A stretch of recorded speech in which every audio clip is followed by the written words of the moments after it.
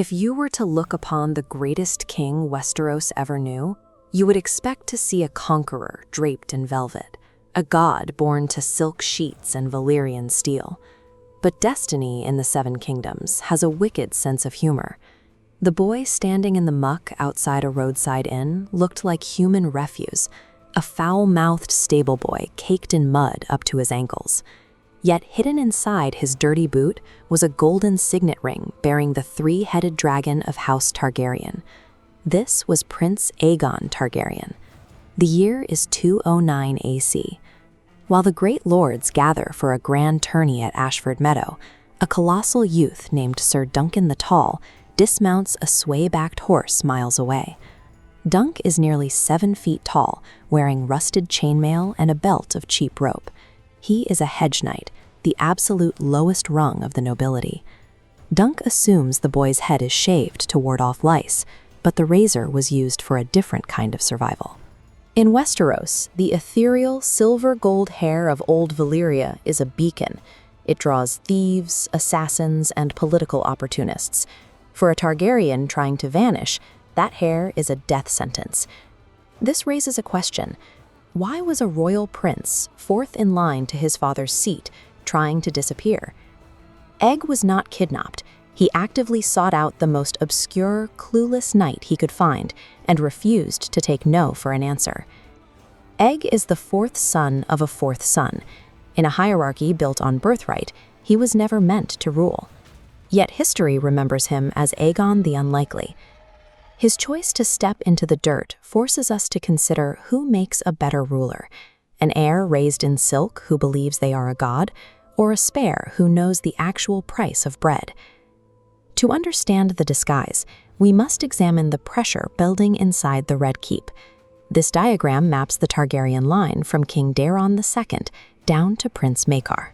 Known as the Anvil, Maekar placed suffocating expectations on his sons, projecting the bitterness of living in his perfect older brother's shadow. The weight of his demands eventually crushed his eldest sons. The eldest, Prince Daeron, was known as the Drunken. He was plagued by dragon dreams, uncontrollable prophetic nightmares that can drive a man toward madness. To silence the visions of the future, Daeron drowned himself in wine. Daeron was supposed to ride in the Ashford Tourney with Egg as his squire. Instead, it was Daeron who shaved Egg's head so they could hide in an inn while he drank himself into a stupor. Daeron's collapse shows how deeply the royal bloodline had fractured. In a system designed to protect the succession, Egg was left essentially alone, vulnerable to a family dynamic that was becoming increasingly volatile. Daeron was a disappointment, but the second brother was a nightmare. Prince Aegon Brightflame was vain, arrogant, and psychotic. Aegon truly believed he was a dragon trapped in a human body.